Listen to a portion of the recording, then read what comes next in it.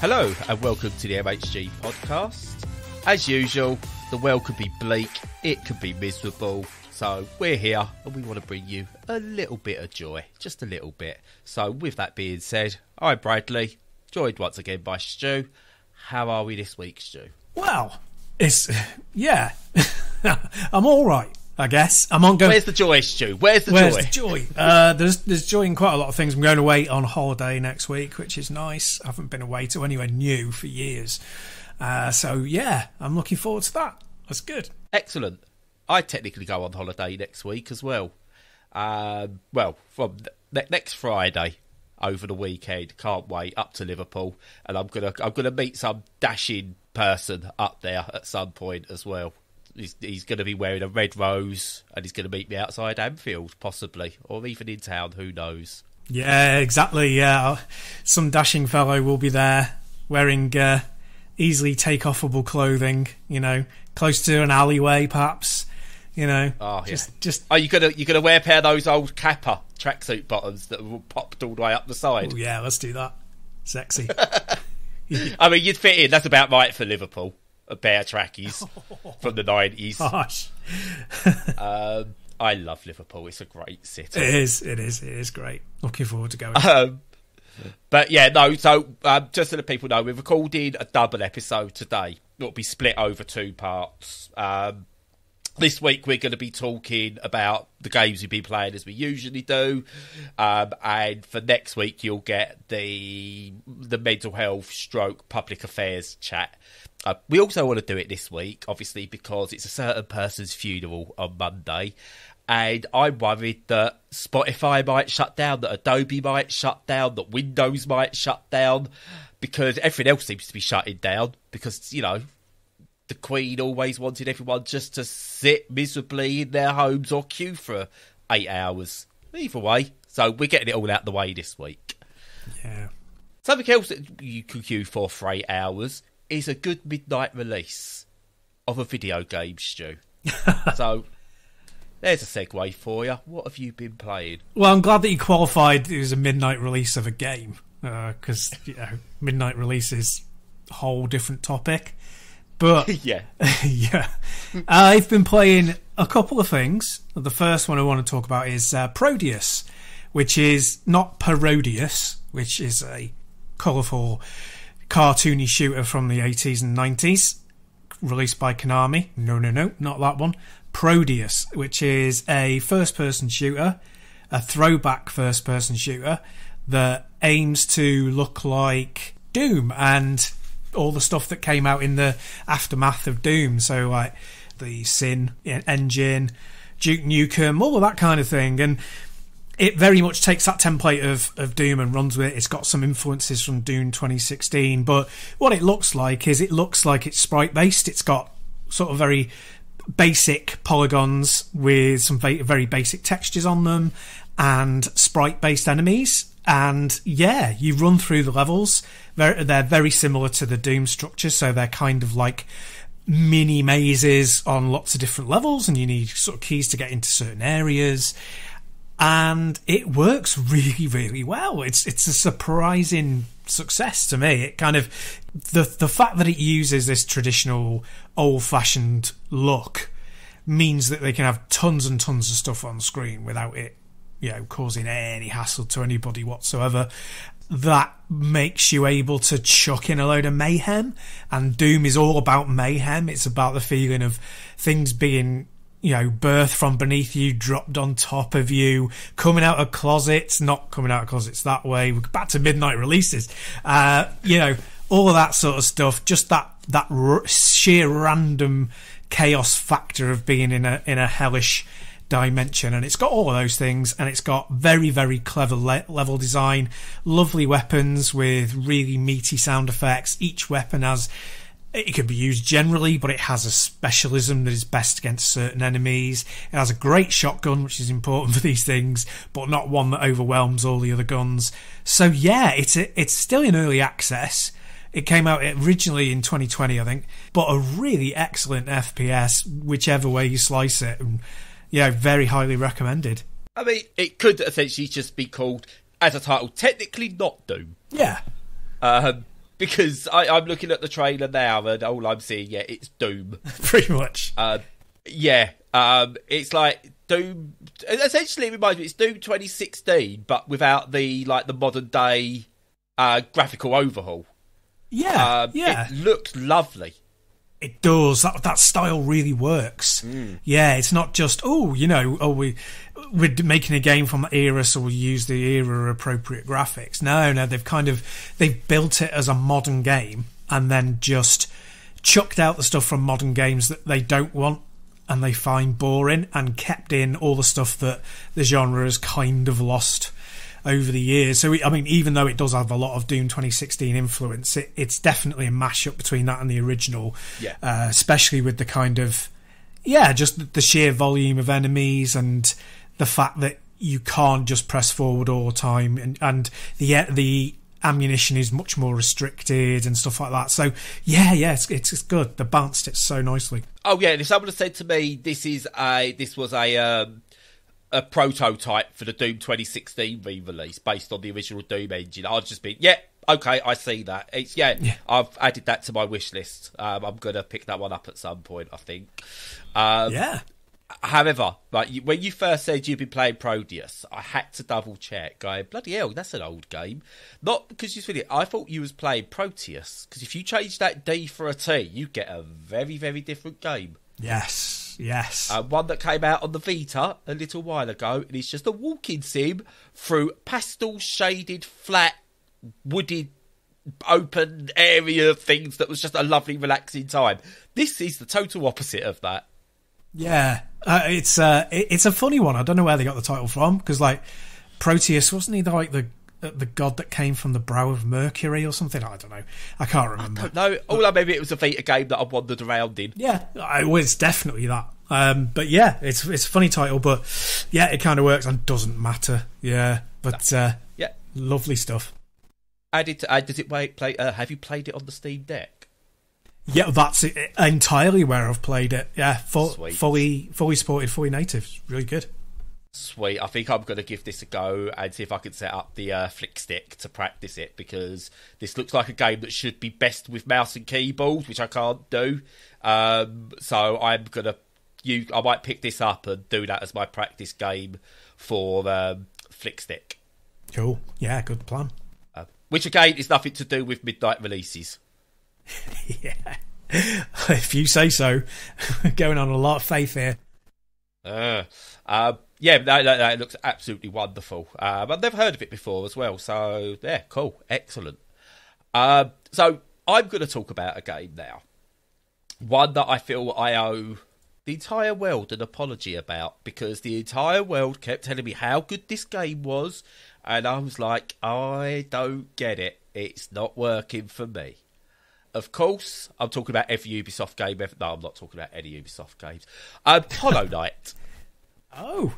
So I went on a bit of binge. I put on some Binding of Isaac. I like playing a bit of Binding of Isaac. By the way, I'm rubbish at Binding of Isaac these days. I can barely get past the second boss level on there now. But I think that's down to my sight more than anything, because I can't see where some of the enemies are. Ed McMillan, I know you're listening. You're not listening, but couple of accessibility options would be nice. Okay, just some glows or something around the enemies, just so I know what's what. Like Dead Cells does. I also play Dead Cells, and Dead Cells has amazing accessibility options where you can put outlines around all the different enemies and yourself. You can change the background hue and stuff like that, so you can basically make it so you can see properly. But anyway, so I went through a bit of a kicker playing some of my favourite games I've enjoyed on the Switch. And as I'm going through a list of games, platformers and stuff like that, there's Hollow Knight. And I went, so tell you what, fourth time, let's give this a go. Right, if it doesn't click this time, then that's it. Until maybe a few years down the line where I try it again. But anyway, I'll go fourth time. And after half hour, I'm going, no, I still... And then 20 minutes after that, something clicked. I just went, oh yeah, I get this game now. I get it. And I realised what my issue was. When I first played Hollow Knight, I think I was playing it as though I was expecting a roguelike. So I was going hell for leather. I was like, we'll just see what happens and I'll go again. I was dying, but obviously I wasn't getting upgrades and things like that. And it just never clicked. Whereas this one, I played it at a much slower pace. Played it much more like the Metroidvania than it actually is. And yeah, it just clicked. Took my time with bosses. Realised that, you get benches you can rest at just before bosses, so you can just go back and repeat them quite easily and learn their patterns and beat them that way. And I'm now just enjoying gradually exploring and gradually opening up the map.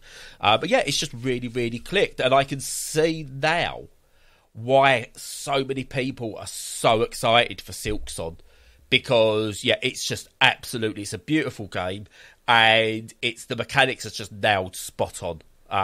So here is my public apology for absolutely slamming the game over the past few years. It's brilliant.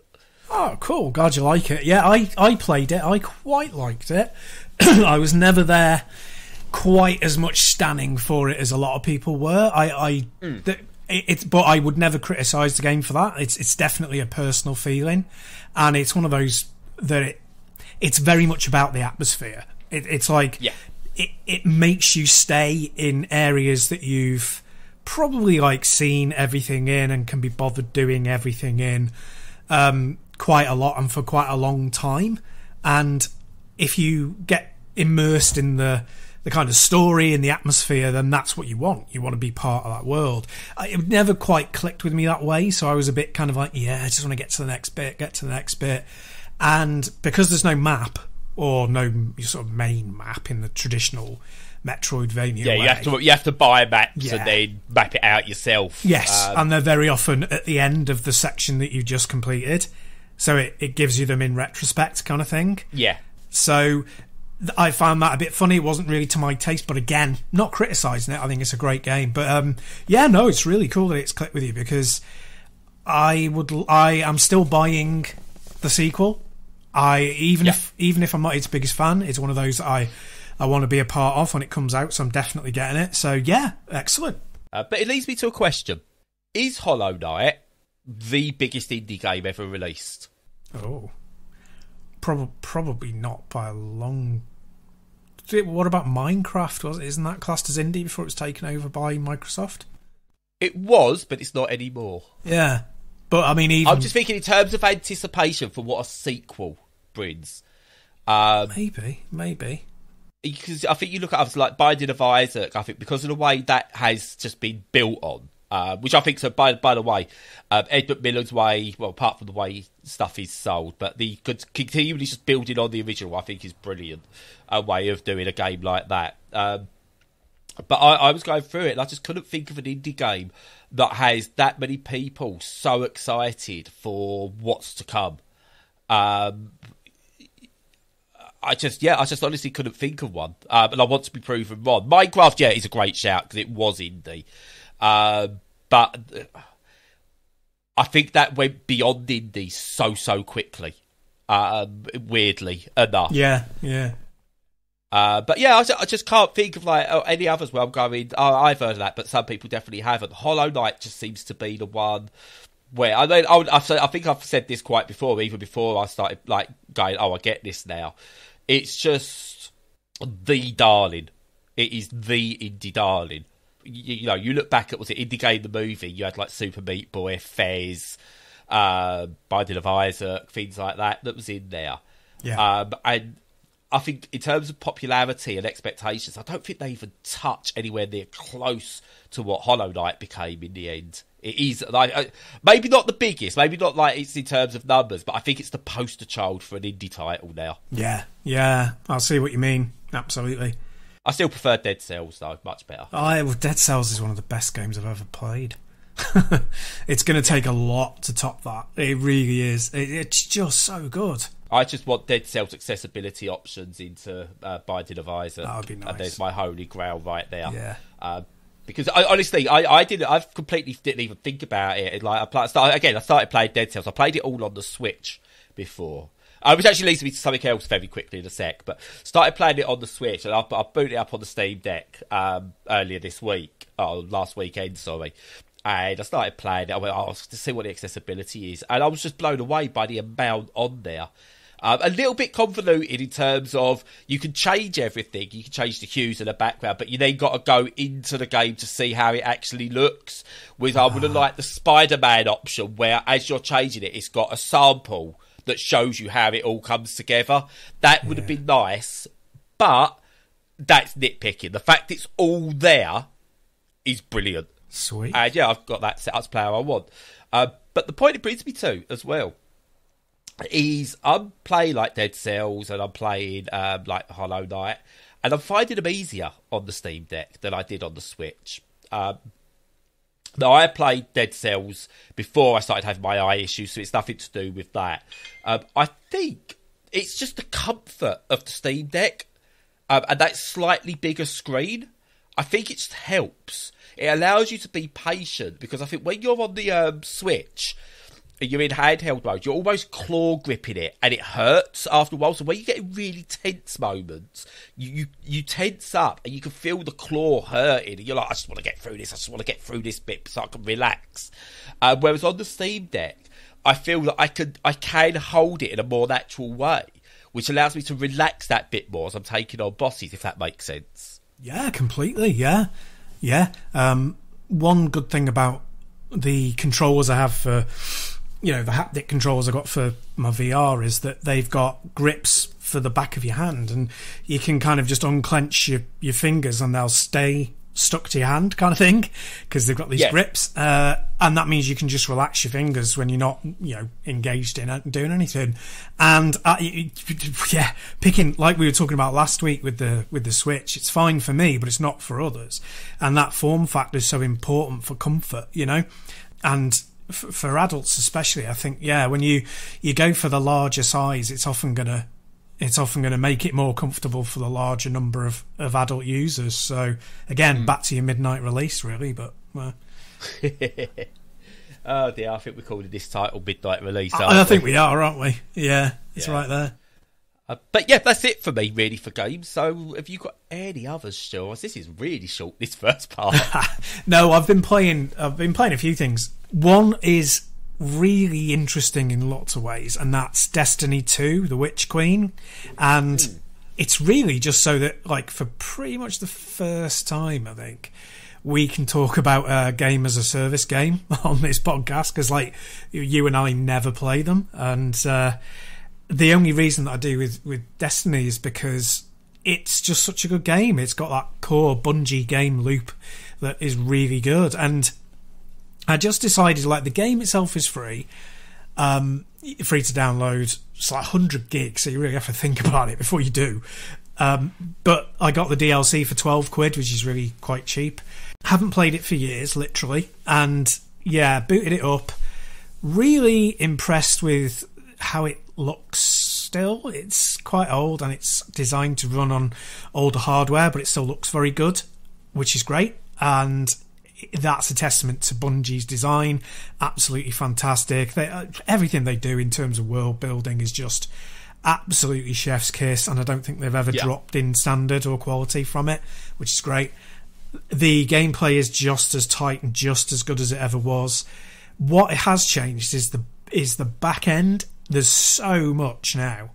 So there's like, and I understand the necessity for this. So obviously, like, you have your character classes, and then you have like all the types of weapons that they can have within that, and then there's the types of special moves, and then there's this, and then there's that, and all that's fine, and you're used to sort of mentally tracking that, and that's fine. What it then has, of course, is events and categories and banners and sigils and on and on and on of things that you can elect to do as bonus side quests or pick up as bounties, and they'll help you progress, some in some areas, some in others. And trying to demystify that is so hard when you're a newbie. It's just like, what does any of this mean? None of it makes any logical sense as it appears. You have to go down a rabbit hole, and you really have to use ancillary material. Go onto the internet, go onto YouTube, and it's kind of expected that that's what you'll do. So the time commitment for that is vast, because you've got to understand it live in game. You can't pause the game, and learn, because the game doesn't pause because it's a live game. And yeah, that makes it really difficult. And I think I'd speed through it a bit quicker if I had anyone to play with who knew the game. So I must look around to see if there is anyone. But really, all that's to say, I haven't got to play any Witch Queen content yet, because I don't think I'm anywhere near the level that I need to be, and I've got no idea how to do it at the moment. Yeah, it's Destiny 2. It's one of those games I really, really, really want to play again and get into. And I'm probably one of the only people that's glad that it's not really workable with a Steam Deck yet. But I want to play it because the idea of that as a live service game works for me, because it's now free to play, etc., etc. And the world building I found like first time around was really, really good. I did enjoy it, but it's I'm scared by it. It just feels so overwhelming now, even as someone who played it first time round, like Destiny 2. I just like, no, there's something intimidating about it. I feel like I won't be useful to anyone, and I'll ruin other people's games. But yeah, it's something about Bungie. I've managed to make, whatever they do, they can make worlds. They can make really amazing worlds. They showed it with Halo. They showed it with the first Destiny, despite all its problems, and they're showing it again with this. And it's almost, in a way, how to do a live service properly as well, which I'm impressed by. Yeah, I agree. The way they bring in seasons and their events, and they set the level cap for it, and it's kind of timed. All that is really clever. It stops it being a microtransaction rip-off hate fest. And that they do that really well. I've obviously watched a couple of videos to try and get up to speed, and still didn't manage. But they were the videos were saying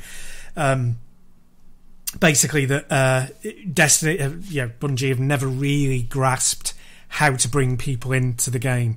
They've never really got a handle on an introductory path into it to explain all the systems well. And I followed it through, and I thought they do an okay job for the basics, but I don't think they've set aside any time to go into the more sophisticated stuff. It's just read through a load of menus and go to YouTube sort of thing. So yeah, and you can't really blame them for that, because the vast proportion of their audience isn't going to be coming late to it. They'll have been in it since, when did it come out? 2018, 2017, and something like that. Yeah, it's been a while. Yeah. So they know which side their bread's buttered. So what I'm interested in is what they do next, because I will play Destiny, but it's not going to be my focus. And now that Sony own them, I'd be really curious to see what they do.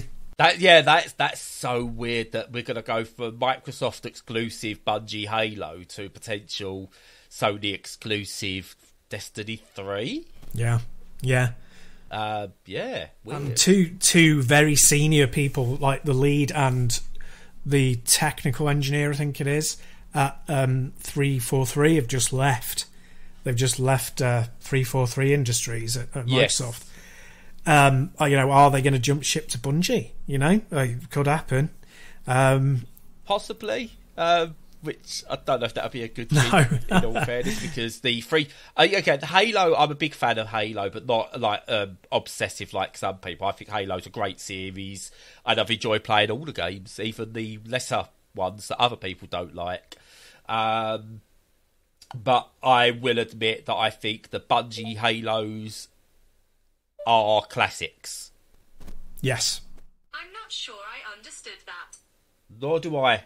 Google, nor do I. That was strange. But yeah, they are absolute classics. And the 343 ones were playable, but I don't know. But maybe could we see somewhat like some top people from Bungie leave and go to 343? Let's start some speculation. Yeah, too right. No, I mean, it could well happen, because the money's there, Yep. That's where the cash is, so yeah, could do. I still got a feeling we're going to head down a road where Sony and Microsoft do own all these like studios, everything, but I think we'll still see their releases on the rival consoles. I think we've honestly passed the days of proper like the actual companies having console wars. I think that's changing because they're two different markets now that they're after. It's so bizarre, and yeah, I can see a thing where Destiny 3 does still come out for Xbox, but we actually get a future Halo scene on a PlayStation or something like that, because the bargaining chips that Microsoft have got is like, Sony, what, do you want Starfield? You know you want Starfield. Give us this. You know, let's release this game over here. You know, it's going to happen, because I don't see how any one company can stockpile that many studios and still make money, because you will lose out on sales. If Starfield doesn't come out on a Sony console, they're going to lose however many millions of sales. Yeah. Don't care what it makes on Game Pass. It's losing money. So they will release it at some point, surely. Yeah, and there was a thing like really pertinent to this earlier in the week where, who was it? Somebody was having, I think it was whoever the lead is at Sony these days, I can't keep track, had to go at Phil Redmond talking about the Call of Duty schedule, the release schedule and stuff, saying, if these things are exclusive to Microsoft, then, that's terrible for Sony. Well, duh, But secondly, Microsoft never said that. And they never would, because taking Call of Duty future releases off the Sony slate would lose them so much money that it would be unviable.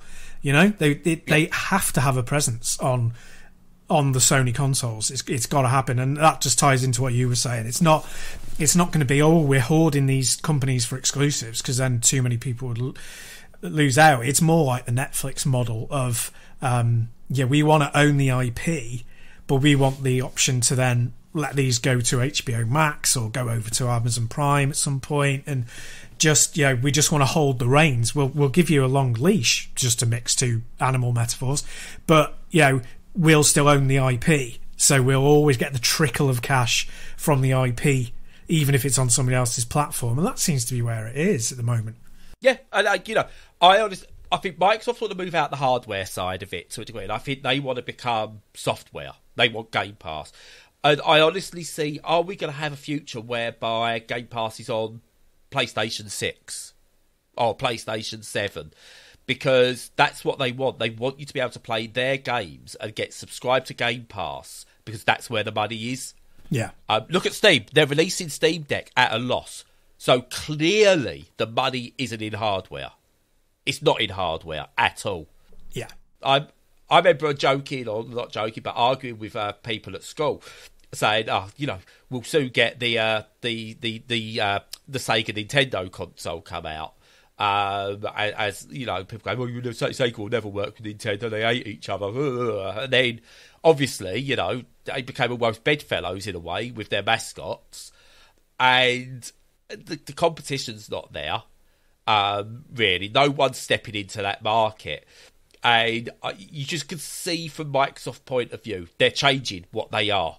It's so blatantly obvious that I think we are headed almost a one console future. Obviously, Nintendo are always going to be there as Nintendo, but I think we are headed towards that in terms of that main fight. I think Sony is just going to walk it now. The only issue I see with that is, can they get away with charging what they want? But where Microsoft are clever is, if Sony get too big for their whatever, they fail miserably with their hardware. Microsoft are still going, all right, well, you can just play our stuff on PC or stream it via this or stream it to a Nintendo console, whatever. So with Microsoft staying as they are, concentrating on Game Pass, having the studios, etc., etc., etc., I think that still keeps Sony in check as well. Yeah. So I think it's definitely going to be an interesting future moving forward. And I can't wait to see how it happens. And it's all because of Destiny. Yeah, trying to tie it back. But no, but like we were saying last week, the Switch has had such a massive impact on this. And talking about PS5 and the Series X and the Series S machines, it is a bit of a distraction in a way. You are actually, if you're looking at what people see as the future of hardware, you are more actually, you're kind of being a better prognosticator if you're looking at the Steam Deck and the vast number of things hitting the market that are like the Steam Deck suddenly, whose play point, whose advertising point is you can play, spend 300 quid, you can play everything up to 2005. Spend, 600 quid, you can play everything up to 2015.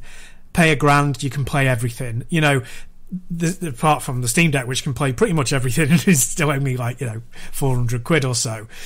But they're taking a loss. But if you take your eyes away from Sony and Microsoft and look at who else is producing hardware, they've gone, it's the Switch. The Switch is the idea. It's in your hands. You can play it loads. You're not tied to a telly, but you can connect it to a TV if you want. It's basically linked into being able to play PC stuff and emulators, which loads of people love. That looks to me like, if not the entire future, a really big chunk of the future. Which is why you see now the rise of small form PCs coming about now. There's a lot of people say, what can we play on a small form PC? And integrated graphics chips are able to play very, very low res, etc., etc. And you've got to take a lot of hits. Like Forza Horizon 5 can be played on a small form PC with a built-in graphics chip, which is ridiculous. Yep. This is where technology is advancing. That you don't need. Obviously, you'll get the better experience, but you don't need a latest 30 or 40 series NVIDIA graphics card to play a great game. But you're also seeing it now with not just the Steam Deck, but all the competitors like the Neos and the Ayas and the Rudabus and the other ones and whatever, and all the retro handhelds that are coming out. We're seeing a rise in these. The Steam machines failed many years ago, but again, you've got to look at it and go, did they? Did they actually fail? Yeah. Or was that a test? Because what the first thing people are doing is going, right, Steam Deck's great, we can get Steam OS and that works really well. Now, what can we put Steam OS on a PC or a Linux machine? Because now people want to make Steam machines. And I think a lot of it has come through that original test of Linux compatibility being bad and only having, 40 to 400 games it only ever got working at all. To now going, I've not come across a game that I can't physically play that I really care about. The odd ones where they crash and stuff like that, and I go, I'll wait and see what happens down the line. But I've still got well over 400 games personally that I can play.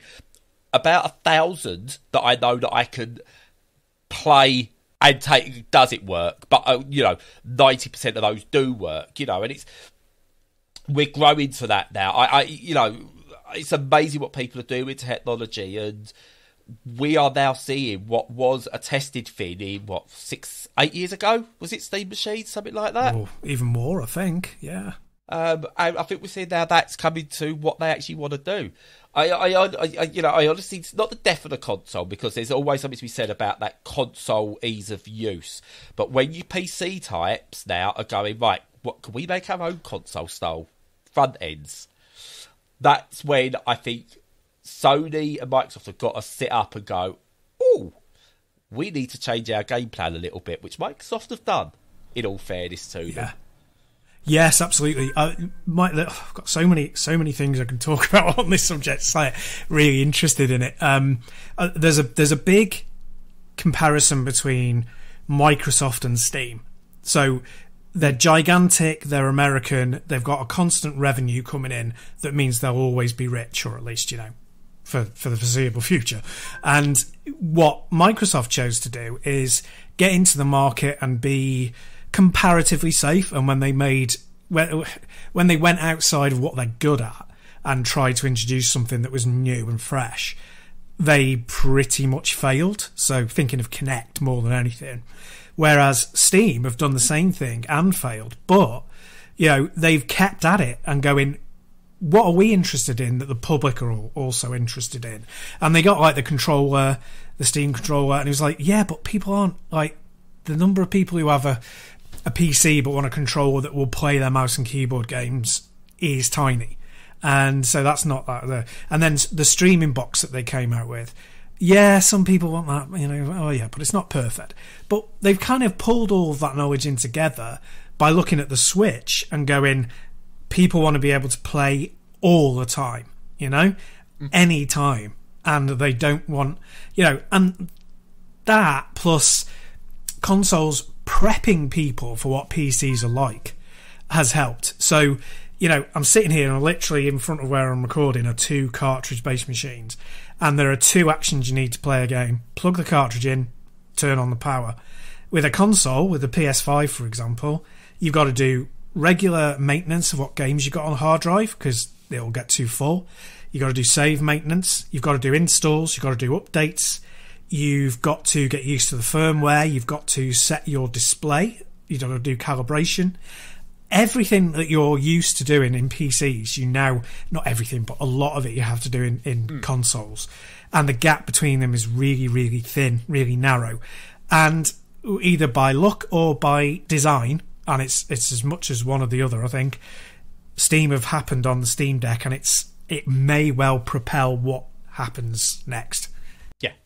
Oh, yeah, totally. And I don't think, like, everything they've done is to build this. I don't think, like, someone sat there and gone, right, let's introduce the Steam Link and Steam controller. We know it's going to fail, but hey, we've got a long-term plan. I honestly don't think they're playing 4D chess like that.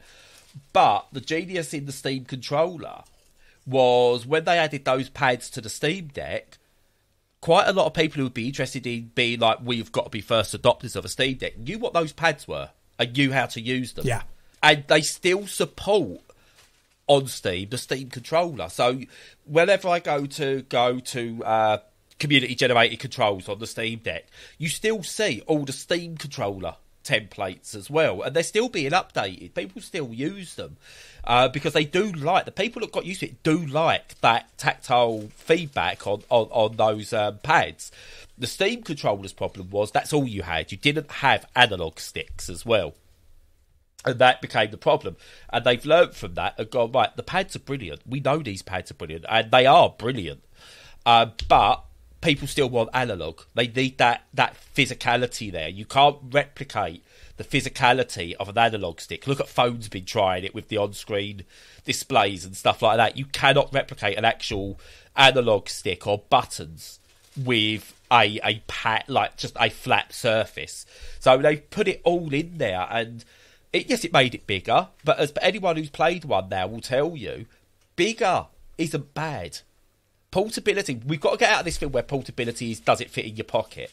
Portability for me is, can you play it away from sitting in front of a screen? That's portability. Yeah. Even if you've got to take it in a case. Yeah. You know, it's, and all this is built to this. And yeah, I don't think it's been 4D chess from the beginning, but they've got some very clever people there have gone, right, why has this failed? Okay, let's do this. And the Steam Link, you know, evolved. You know, the remote is basically remote play is what it was. Well, you can still do that, except now they've put it out to, you can remote play from one PC to another. So you could buy a really expensive PC, stick it in the bedroom, buy a very, very cheap small form factor PC, stick that in your living room under the TV and stream. And the streaming technology has improved tenfold as well now. Yeah. So that's taken out that barrier. So, you know, they've really learned and moved on. And, you know, it's why they're still at the forefront of all of this. Absolutely. Yeah. And they got cash to burn, which doesn't hurt. No, not at all. Which still surprises me why Google haven't managed to get it right yet. Yeah. And they, yeah, I don't know. You know, they've got more cash than anyone to burn. And Amazon as well. Amazon are doing things quietly. I'll be interested to see what they actually do down the line. Their Prime, their Twitch Prime offerings or whatever it is, their Amazon Prime or whatever it is, where you get the free games every month. There's something to that. They're backdooring somewhere, and I'm interested to see what they do. But anyway, I'm going to be quiet. I'm going to jump into the future, and I'm going to let you finish off this episode, Stu. Cool, yeah. I want to talk about it, well, not on this episode, but in the future, I want to talk about PSVR 2, because that's looking very, very interesting at the moment. And there's been a hands-on for journalists this week, which suggests to me that it's 6 months out, I would say. So that's pretty cool. But yeah, no, I suppose that's it for the moment. So in the meantime, hope you have a good Bank Holiday Monday if you're in the UK. Sorry to the unfortunate people who still have to work. That's not fair. You know, shouldn't be one rule for one rule for another, although that's the entire basis of our society. Apart from that, follow us on all the socials. Join our Discord channel if you want to talk. Back us on Patreon if you'd like, if you can afford it, and thanks to all our existing backers, who I don't thank enough. Thank you to you guys. And apart from that, stay safe and stay sane.